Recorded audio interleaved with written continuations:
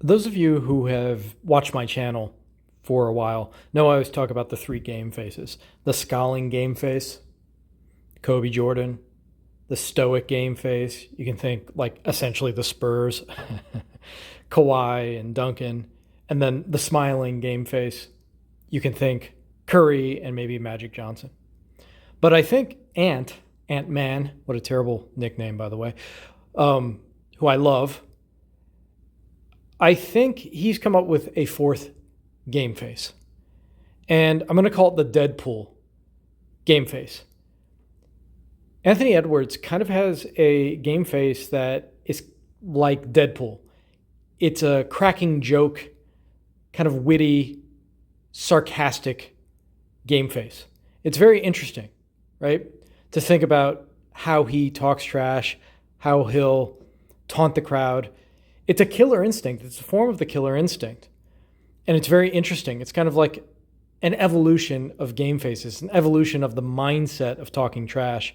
It really is kind of like a cracking joke sort of trash talk. And I love it.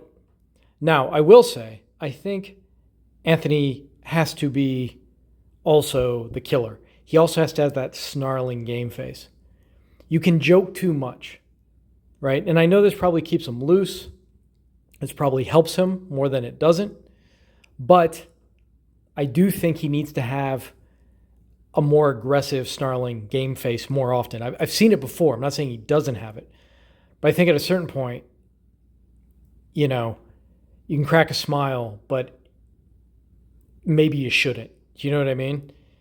Where you kind of come in, and he has enough athletic ability. He can shoot well enough. He has a fadeaway that he can actually, for the first time since Kobe and MJ and Bird, like impose fear in the other team. He has the ability to take over games in that way. I do question, however, is he selfish enough? Is he mean enough? Because there are a lot of games, and I watched him this season, where he'll have 9, 10 points. I think 10 games this season he scored under 10 points. In the first half of Game 7, he was basically invisible. And I know they were doubling him, but even when Kobe and MJ were doubled, the game was still about them. The game still went through them. Now, he's obviously still a young guy and everything, but I do want to see a little bit more selfishness. When you're that guy, when you're that type of player, and I've seen him do it before, it's just consistency. You have to, and you got to feel where your team's at the beginning of the game, in the third quarter, in the fourth quarter, definitely, and say, give me the ball, get the F out of the way, and play mean, play nasty, be selfish. I don't mind the 6 for 24. The only thing I mind is it was kind of, it was a little too quiet for me. Even when Kobe had that terrible game against Boston shooting-wise, in the fourth quarter, he took over, and I think he scored 10 points in the fourth, and he was rebounding and assisting, and it was still, your eyes were on Kobe.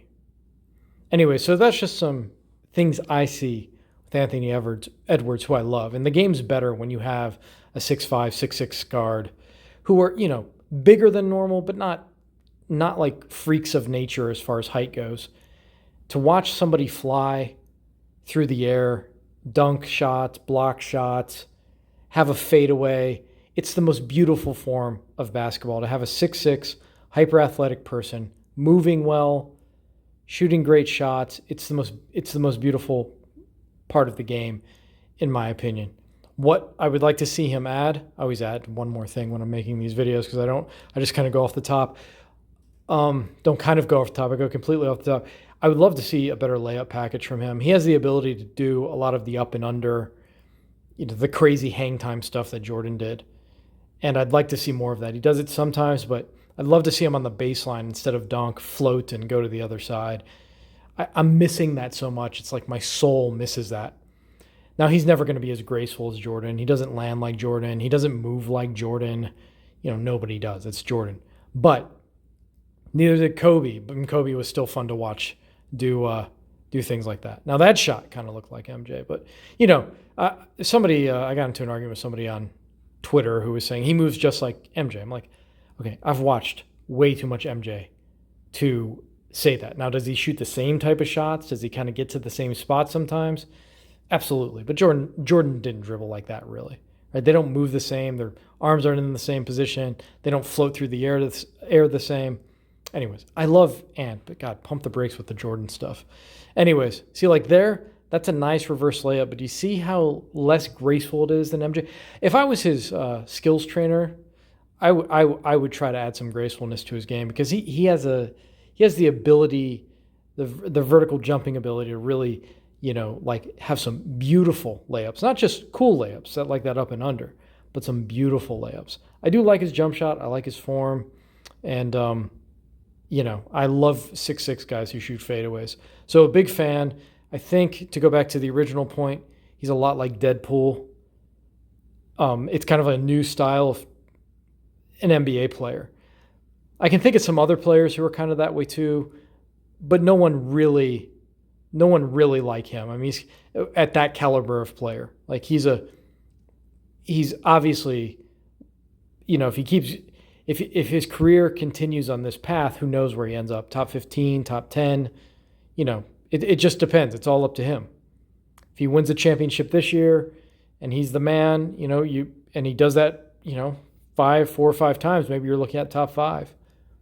Anyways, Deadpool, Anthony Edwards. That's what he reminds me of. I just want to play a little bit more mean, a little bit more selfish, and a little bit more graceful on his layups. That's what I want. And just some more layups in general, some more reverse layups. I miss that so much in the NBA. This is Basketball Brain. Peace.